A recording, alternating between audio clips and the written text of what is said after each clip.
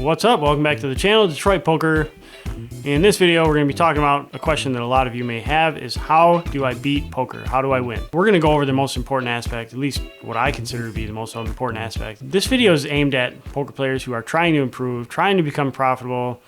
Maybe you're having a hard time beating live poker like 1-2 or 2-5, or maybe you're playing micro stakes on the internet and you're having a hard time beating that and having a hard time going anywhere. So, you know, most inexperienced players, new players, whatever, who have a basic understanding of how to play poker but have been unable to have any success at it, most of them are going to be focused on strategy and theory.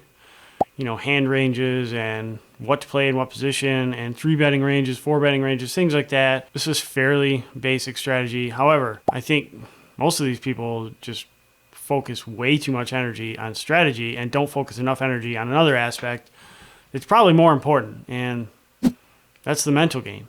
Like, you can learn all the strategy in the world and you could be a super duper solid player, right? But if you have a shitty mental game, this is bullshit. What the fuck? You can't execute anything. And believe me, I speak from experience. I've gone through great difficulty to work on my own mental game, which is why I think I have some insight and it's valuable, helpful advice to offer you if you're willing to listen. So players that are just starting out, either at micro stakes on the internet or they're starting out live 1-2 or 2-5, they're emotional basket cases, for lack of a better term. You can just watch them. You know, they'll lose one hand and they'll just go on mega tilt and just spew all their money and end up going home with their tail in between their legs. And most of these players understand basic strategy. They kind of know, like, don't play Jack 3 offsuit in early position and everything. But, like, for whatever reason, when you get tilted, all your common sense and all your good judgment and everything, it just goes right out the window and you start doing stupid things and people will justify it like, well, if they're going to play garbage, I'm going to play garbage. If you have this kind of problem, you know, where you just get really frustrated, get really, you know, negative about losing money in poker or whatever, you need to work on your mental game, which I think this applies to most people. There are some people who are just graced and blessed with the ability to just remain on an even keel, and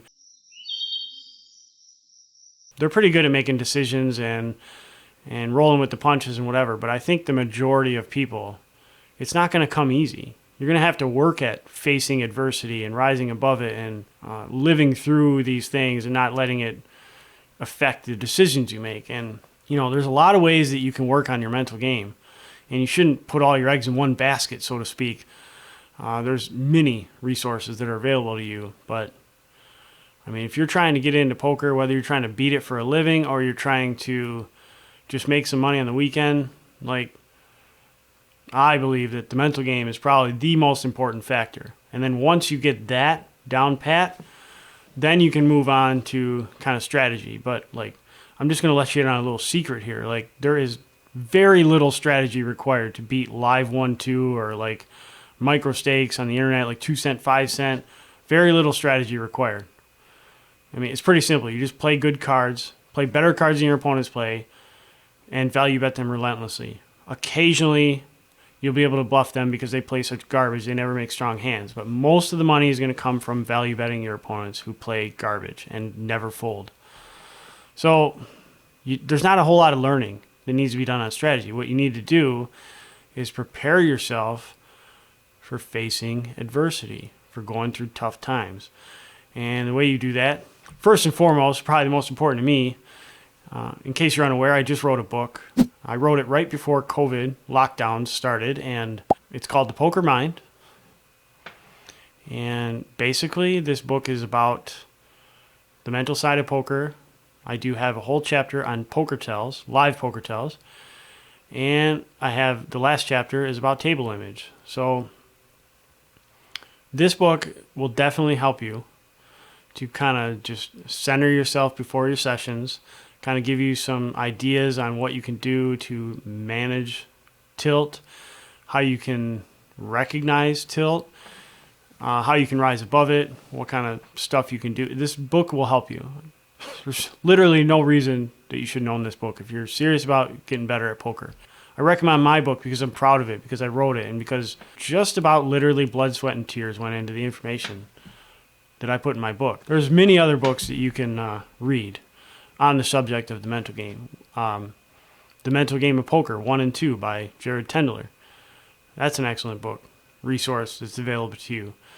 So like my book, that book, there's others as well, but those are the ones that come to mind. If you're taking the time to actively work on your mental game, I promise you, you will reap the benefits. I also have a video. It's about the Dunning-Kruger effect and how it relates to poker players. You should definitely check that out if you haven't already. I'll put a card up right here, and I'll put a link in the video description below. But basically, this is going to shed a lot of light on why live poker players and just poker players in general just never improve. Short-term results, they can, mislead you into thinking that you're a better poker player than you are. So you definitely need to check that video out so you can just understand, I think, what holds a lot of players back.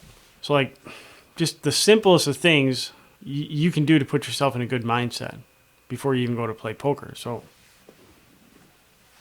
what I'm going to do is I'm going to read a short section from Chapter 2 in my book. And Chapter 2, the title is Putting Your Mind into Motion. And we're going to flip to page 27, Keeping Calm Through Tilt.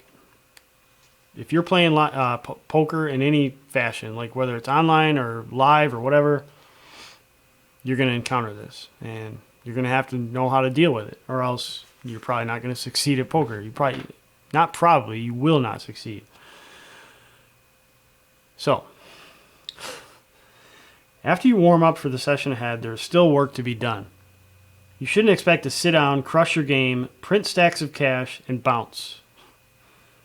You'll need to take steps to maintain calm and positivity and minimize your stress at the table. Poker sessions can be extremely stressful. Prepare for that with some groundwork that you adhere to during play to keep yourself in the game. Think of that player at the table who comes unglued after losing $75 in a hand and ends up pumping the table full of chips. Most of the opponents you face are going to be like this. If you work on keeping calm, you'll have an advantage against your opponents.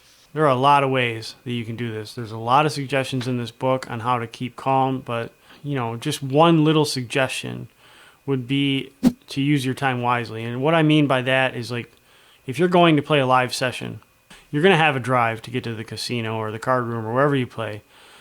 So you can just do your normal thing and get there whenever you get there, or you can use that time in your car to kind of like have like mini challenges for yourself. Number one challenge is you should stay cool, calm, and collected. No road raging, no getting mad at cars cutting you off. Just chill. Whatever music you got to listen to, make this happen. Like, everyone's different. I listen to reggae or kind of like, there's a station on Sirius called Chill. It's like electronic music and it's really chill, and that balances me.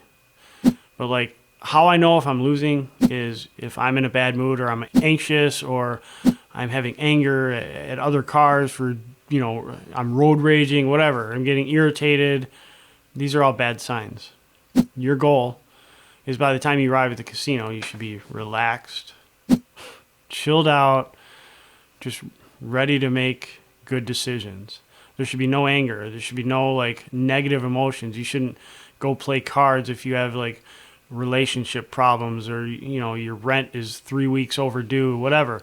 Like, these kind of things will cause you to play bad. I know from experience.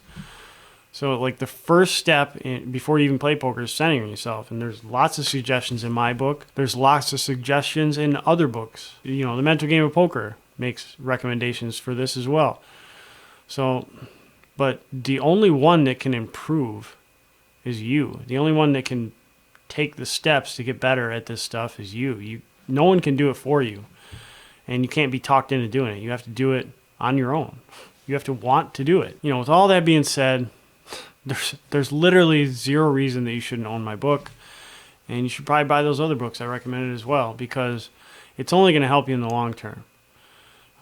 You will make a lot of mistakes at poker, and you're going to go on tilt and probably punt some money, but if you're trying to be profitable at poker, you can't really punt a lot of money, because one session of mega tilt can erase an entire month of profit. You know what I mean? So like, just take it from me. The mental game, it should be the first thing that you're concerned about in the beginning of your poker career or whatever you intend to do with poker.